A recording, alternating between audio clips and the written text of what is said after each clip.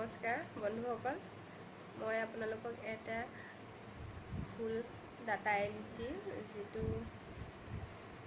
True নহয় সেই data এণ্ট্ৰিৰ বিষয়ে ক'বলৈ আহিছোঁ, যিটো মোৰ ক্ষেত্ৰত হৈছিলে।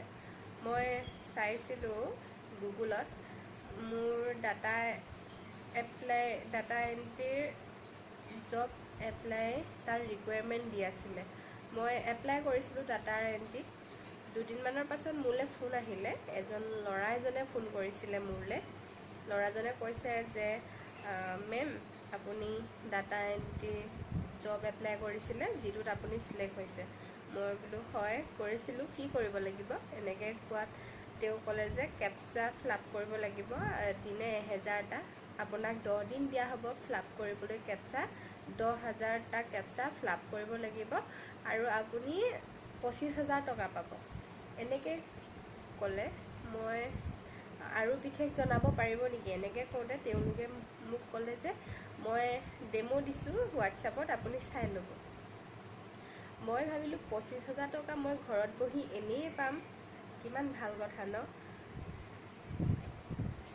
আকৌ ফোন কৰিলে তেওঁলোকে ক'লে যে মেম, আপুনি এই কামটো কৰিব বিচাৰেনে? এনেকৈ ক'লে। মই হয় বিচাৰোঁ, আৰু মই কি ডকুমেণ্ট জমা দিব লাগিব? এনেকৈ কৰোঁতে তেওঁলোকে ক'লে আৰু একো নালাগে, আপোনাৰ অকল ভোটাৰ আইডিটো হ'লেই হ'ব, এনেকৈ ক'লে। মই ভোটাৰ আইডিটো ফটো মাৰি ফেচবুকত দিলোঁ, আৰু তেওঁলোকে মোক এপছটো দিলে, তাৰপিছত এপছটোত লগ ইন কৰিবৰ কাৰণে ইমেইল ID আৰু পাছপোৰ্ট তেওঁলোকে নিজে বনাই দিলে। বনোৱাৰ পিছত আৰু এটা এপছ পঠালে মোলৈ, এগ্ৰিমেণ্ট ছফ্টৱেৰ এনেকৈ এটা পঠালে। সেইটো মোক অ'পেন কৰিব ক'লে, মই অ'পেন কৰিলোঁ। তাত এইটো মোবাইলতে ছিগনেচাৰ কৰিব পাৰি, এইটো মোক ছিগনেচাৰ কৰিব ক'লে, মোবাইলতে মই কৰিলোঁ। তাৰপিছত মেইলত মোৰ অলপ সময়ৰ পিছত মোলৈ এগ্ৰিমেণ্ট কাগজ এখন আহিছে, লেটাৰ এখন আহিছে, ষ্টাম্প পেপাৰ, দলিল আহিছে। তাত মই দেখিলোঁ যে মোৰ ছিগনেচাৰ তাৰ তলত ছেকেণ্ড পাৰ্টিত আছে, ফাৰ্ষ্ট পাৰ্টিত ৱেব টেষ্ট বুলি কিবা কোম্পানী এটা আছে। মোৰ বহুত ভয় লাগিলে। ভয় লাগিছে, এখন কি আহিছে? মইতো বিশেষ একো নাজানো। মই ঘৰতে বহি কিবা এটা কৰিব বিচাৰিছিলোঁ। তাৰপাছত এগ্ৰিমেণ্টৰ কাগজখন মই পঢ়ি চালোঁ। তাত লিখা আছে যে মই 10 দিনত 10,000টা কেপচা মই ফিল আপ কৰিব লাগিব। যদি মই নোৱাৰোঁ তেনেহ'লে মই তেওঁলোকক পইচা ঘূৰাই দিব লাগিব। মোৰ পৰা তেওঁলোকে পইচা নাই লোৱা, মই তেওঁলোকক পইচা ঘূৰাই দিব লাগিব 5,000 টকা, সেইবুলি মোৰ এগ্ৰিমেণ্টখনত আছে। মই চালোঁ, তাৰপিছত ভাবিলোঁ যি হয় দেখা যাওক, মই চাওঁ, সেইবুলি এগ্ৰিমেণ্টখন ছেভ কৰিলোঁ। ছেভ কৰি কেপচা মই ফিল আপ কৰিলোঁ। কমেও মই 200টামান কেপচা মই ফিল আপ কৰিলোঁ। কৰাৰ পাছত মই আৰু কৰিব মন নগ'ল মোৰ কেপচা ফিল আপ। মই সেইকাৰণে এপছটো মই ডিলিট কৰি দিলোঁ।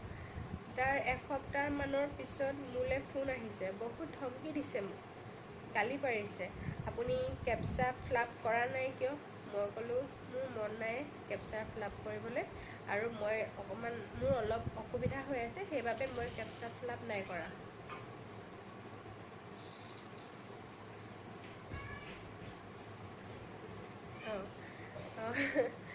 ওচৰেদি সৰু ছোৱালী এজনী আহিছিলে।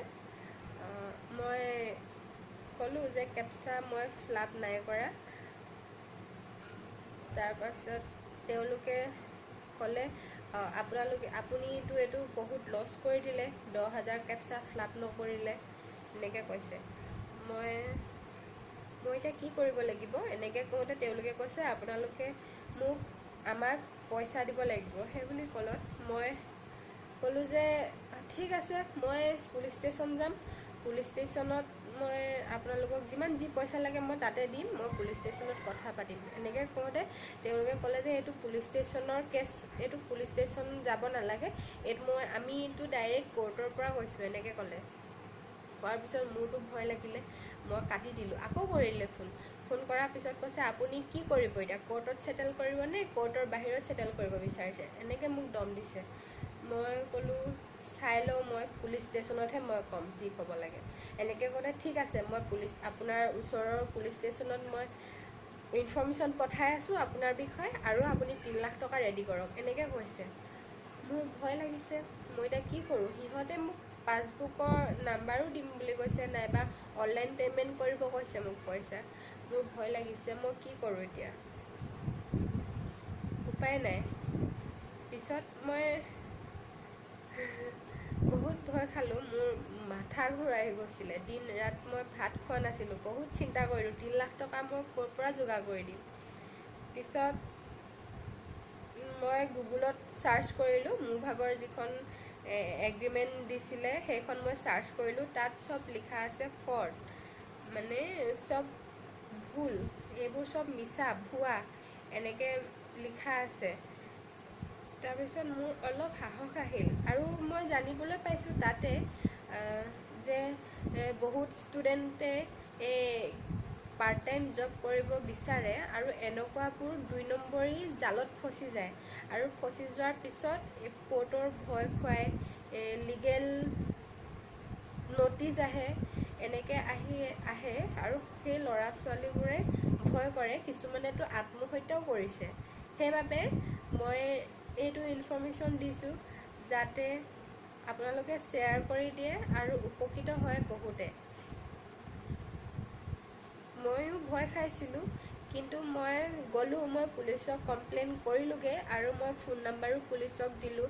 তেওঁলোকে চেক কৰিলে, গুজৰাটৰ হয়, চব গুজৰাট আৰু মহাৰাষ্ট্ৰৰ। মই আপোনালোকক এগ্ৰিমেণ্টখন দেখাই দিম, ৰ'ব মই আপোনালোকক এগ্ৰিমেণ্টখন দেখাই আছোঁ।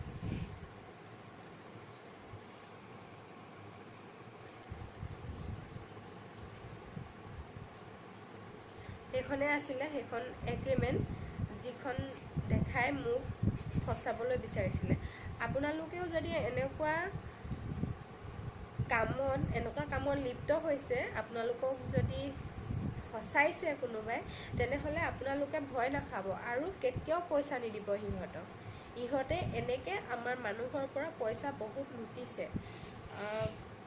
আৰু এই ভিডিঅ'টো মই এইকাৰণে ভিডিঅ'টো ৰেকৰ্ড কৰি মই আপোনালোকলৈ পঠাইছোঁ, যাতে বহুত মানুহে গম পায় যে এইটো এটা মিছা ভুল ষ্টাম্প পেপাৰ আহে, এগ্ৰিমেণ্ট দিয়ে। আপোনালোকে ভয় কেতিয়াও নাখাব, আৰু কেতিয়াও ইহঁতক পইচা নিদিব। ভিডিঅ'টো আপোনালোকে শ্বেয়াৰ কৰিব। শেষত সকলো লোকে এই ভিডিঅ'টো চাই উপকৃত হ'ব। এতিয়ালৈ সামৰণি মাৰিছোঁ।